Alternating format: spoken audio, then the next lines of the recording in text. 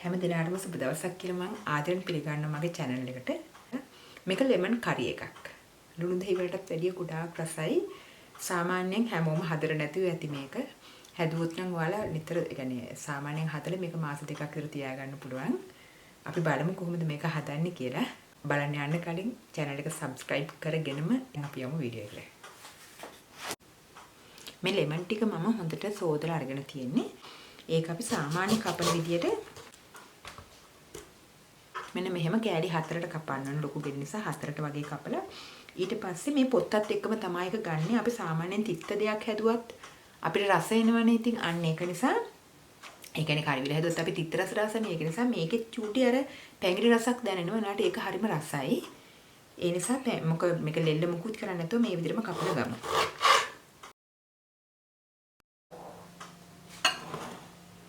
මේ තියෙන්නේ මම කපාගත්ත දෙහි ටික ලෙමන් ටික ඊට පස්සේ ඒකට අමතරව මම ගත්තා ලුණු ටිකක් පොඩියට කපාගත්ත හීනියට ඊළඟට කරපිංචි ටිකක් ඕන වෙනවා.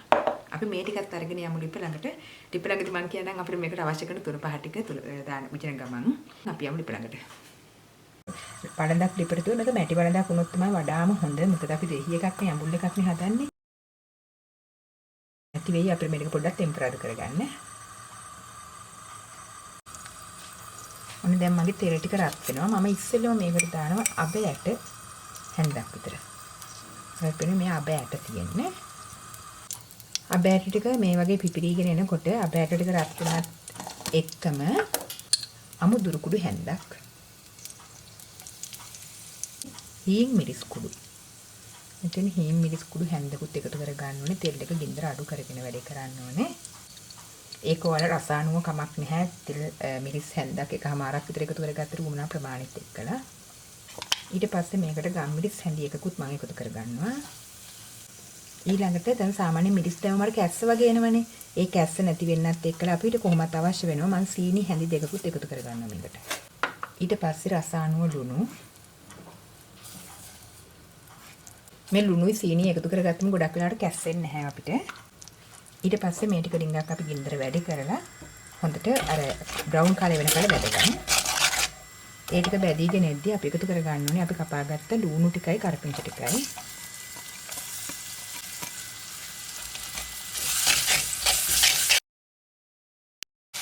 දැන් මේ ටෙම්පරාදි අර ලුණු හොඳ බැදෙද්දි සුවඳ වෙන්නේ. අන්න ඒ වෙලාවට අපි මේකට කහ ටිකක් එකතු කරගන්න ඕනේ. සාමාන්‍යයෙන් හැම එකක්ම හරිය රස වෙන කහ පොඩ්ඩක් එකතු වෙනවා. ඒක නිසා කහ කුඩු ස්පීඩ් එකක් එකතු කරගන්නවා. ලෙමන් ටික එකතු කරගන්න. මේක වැඩි ගින්දරකින් හැම තිස්සෙම මතක තියාගන්න අඩු ගින්දරේ තමයි මේක හරි ගස්ස ගන්න ඕනේ.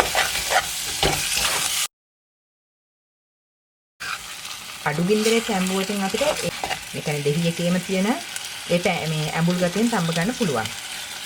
සුත්ත වෙලාවක් විනාඩි 10ක් 15ක් අපි වහලා තියෙන මේක. අඩු බින්දර ගොඩාරයක් අඩු කරලා උයා ගන්න ඕනේ.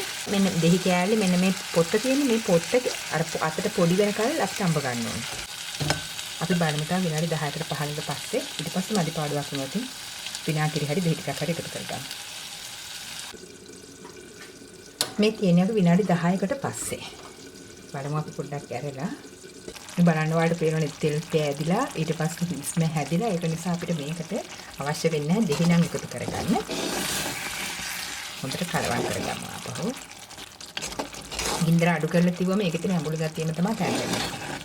දැන් හරිය සුවඳයි අර පැංගිරි සුවඳත් එක්ක එනවා පුදුමාකාර ප්‍රණීත රස සුවඳක් එන්නේ ඒකේ. අපි තව ටික වෙලාවක් මේක මේ වගේ අඩුම ගින්දරේ වහලා තියන්න ඕනේ. එන්නේ පැය භාගයකට පස්සේ අපේ ලෙමන් කරි එක. අඩුම ගින්දරේ තවකු නිසා ගොඩක් රස්නේ නෑ වළඳ. අඩුම ගින්දරේ තමයි තැන්වෙන්නේ හරි එක. මේ බලන්න හරිය රස බොර එකක් තියෙනවා. ඊට පස්සේ මේ දෙහි කෑලි කැඩෙන තරමට තැම්බිලා තියෙනවා. දෙල්ල කැඩෙන තරමට තමයි තැම්බිලා තියෙන්නේ. මේ වගේ පිටි වගේ සමහර ලෙඩි තියෙනවා පිටි වගේම තැම්බෙන ඒවාත් තියෙනවා. මේක පොඩ්ඩක් තවම හයියයි. අපිට නේද මේ ගානෙන් ගන්න පුළුවන්. මේක මොකද එක සැරේට කන්නේ නැහැනේ. ගොඩක් දවස් තියාගෙන කන්න පුළුවන් එක. අර ඇම්බරෙල්ල වලට වැඩි රස කෑම එකක් තමයි මේක. දැන් මේ වෙලාව වල හොඳට බලන්න ලුණු රස එහෙම කොහොමද කියලා. ඒ බලලා පිළිපෙන් බාගමු. මට නම් ඇත්තටම ඔක්කොම හරියට තියෙනවා. ඒක නිසා අපි ප්‍රොෆ් කරගමු. මේ තියෙන්නේ මම හදාගත්ත ලෙමන් කරි එක තමයි. ඔයාලත් මේ වගේ හදන්න. හරිම රස කෑම එකක්. අර හැමදාම අපි කන එකම විදිය කෑම වට්ටෝරු රෙඩිය මේක හරි වෙනස් විදිය වෙනස් රසකින් දැනෙනවා. උනත් මාස දෙකක් උනත් තියාගන්න පුළුවන්. එහෙනම් හැමදෙනාටම සුබ දවසක්. අපි තවත් වීඩියෝ එකකින් පුළුවන් තරම් ඉක්මනට හමු වෙමු.